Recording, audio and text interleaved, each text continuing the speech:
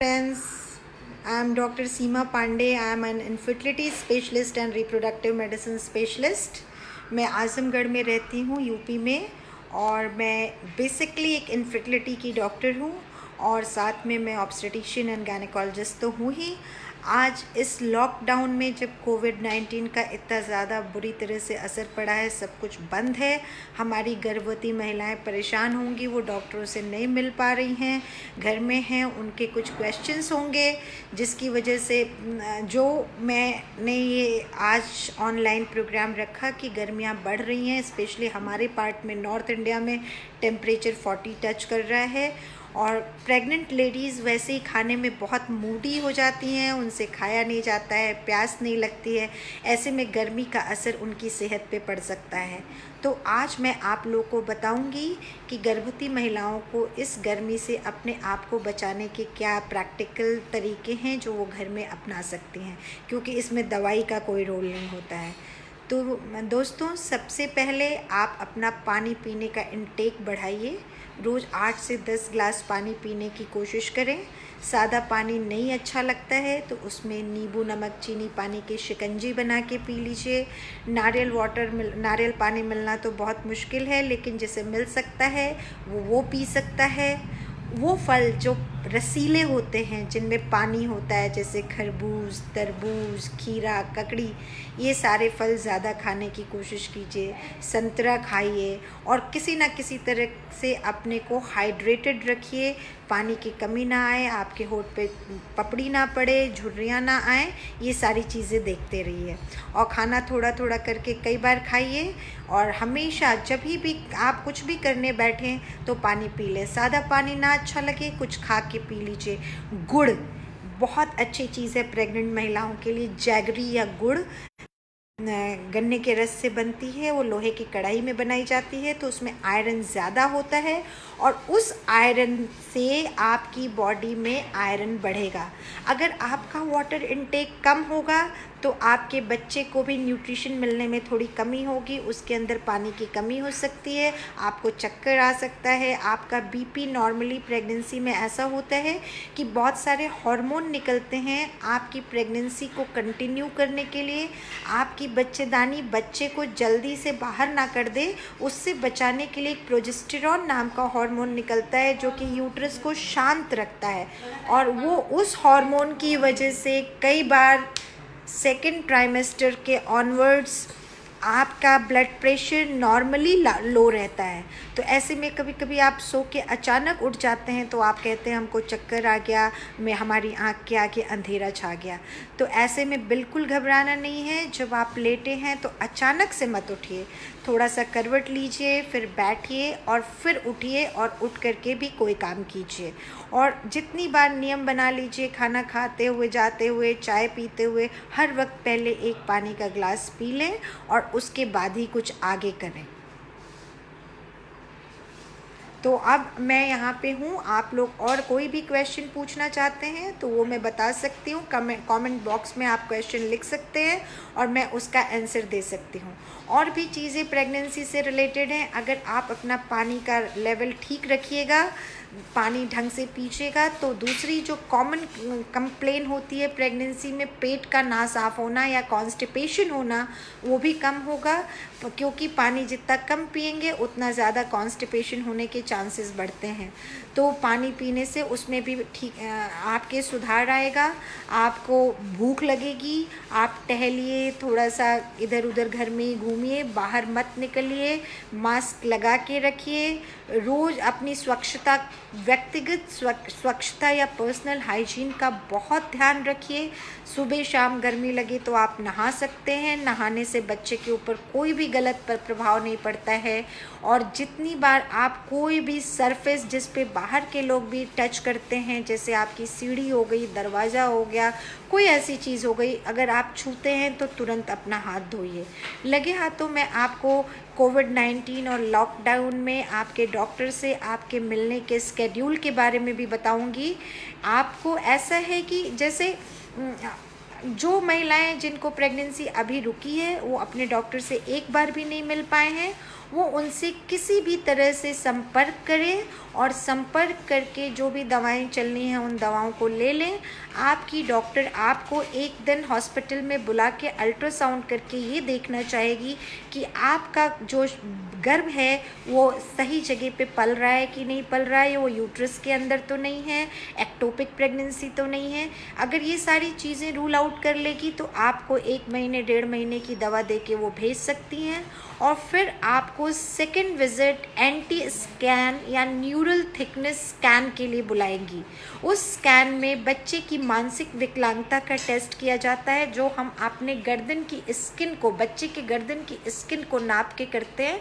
ये देखा गया है कि जिन बच्चों में, जो बच्चा गर्भ में पल रहा है, अगर उसके गर्दन की स्किन मोटी है या उसके साथ कुछ और लक्षणों का समूह होता है, उसमें से कोई भी 2 लक्षण पॉजिटिव पाए जाते हैं, तो उन मरीज़ों को हम अलग करके उनके ब्लड में कुछ और टेस्ट करके मानसिक विकलांगता का पता लगाते हैं।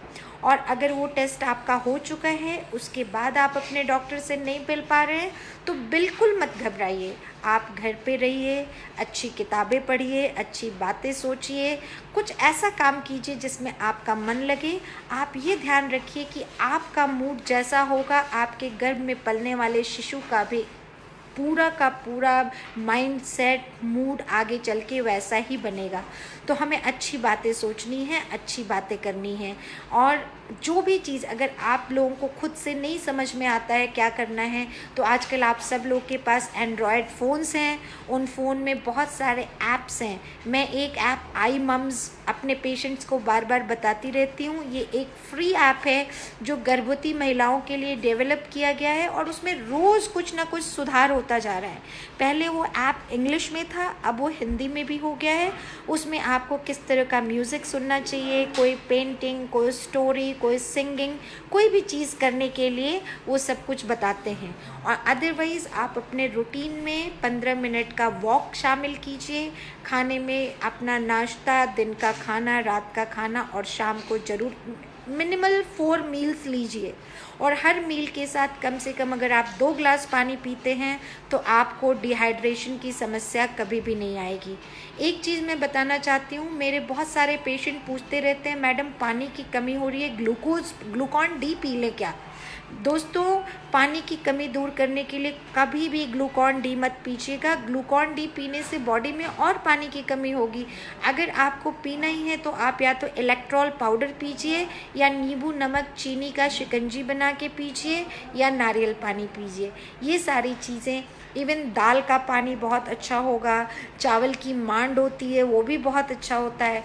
ये सारी चीज़ें आप यूज़ कीजिए। आप डॉक्टर के पास नहीं जा रहे हैं, बिल्कुल मत घबराइए।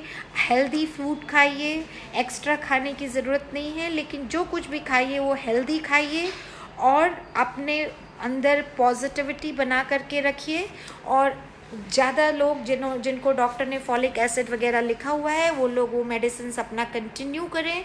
अपने डॉक्टर के टच में रहिए। आपके डॉक्टर आपको टीफा स्कैन या एनॉमली स्कैन के लिए 5th मंथ में बुलाते हैं और तब आपको जो है 5th मंथ में जब एनॉमली स्कैन की डेट दी जाती है उस दिन जाना है।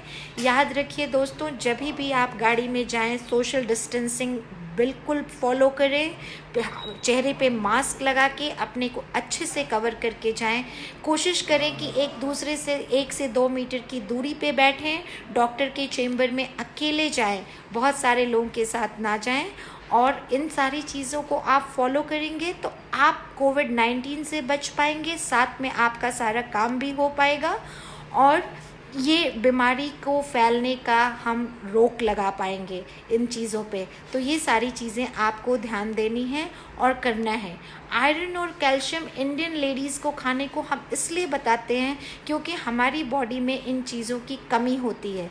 ऐसा कोई रूल नहीं है कि आप ज़रूर खाएं, नहीं खाएंगे आयरन कैल्शियम तो कोई दिक्कत हो जाएगी। आप अगर हेल्दी डाइट ले रहे हैं, आपके डाइट में फ्रूट्स, ड्राई फ्रूट्स, और सारे मेगा न्यूट्रिएंट्स लाइक दाल चावल सब कुछ है। तो आप आयरन कैल्शियम कुछ दिन नहीं खाएंगे तो चलेगा, लेकिन कोविड-19 से अगर आप इन्फेक्टेड हो गए तो ऐसे में दिक्कत बढ़ जाएगी, क्योंकि आपकी बॉडी की रेजिस्टेंस एक नॉर्मल आदमी से कम है। दोस्तों, इस प्रेगनेंसी को कंटिन्यू करने के लिए ईश्वर ने आपके शरीर के रेजिस्टेंस को थोड़ा कम किया हुआ है। आप ज़्यादा प्रोन हैं बीमारियों के लिए, तो प्लीज़ प्लीज़ प्लीज़ उन जगहों पे मत जाएं जहाँ पे भीड़ भाड़ हो, जहाँ पे ज़्यादा लोग हों। डॉक्टर से ना मिलें चलेगा, लेकिन अपने को सेफ रखें। कभी भी आपको सर्दी जुकाम होता है, आपको लंबी खांसी आती है, आपका सांस फूलता है, आपको रूटीन 2 से 3 दिन में आपका वायरल नहीं ठीक हो रहा है, या आपके गांव में या आपके घर के आसपास कोई व्यक्ति बाहर से आया है, तो ऐसे में तुरंत अपने डॉक्टर से मिलें, उसको नोटिफाई करें और अपना टेस्ट कराएं। तो ये सारी चीज़ें हैं जिसको आप अगर फॉलो करते हैं तो आपकी प्रेगनेंसी अच्छे से कटेगी।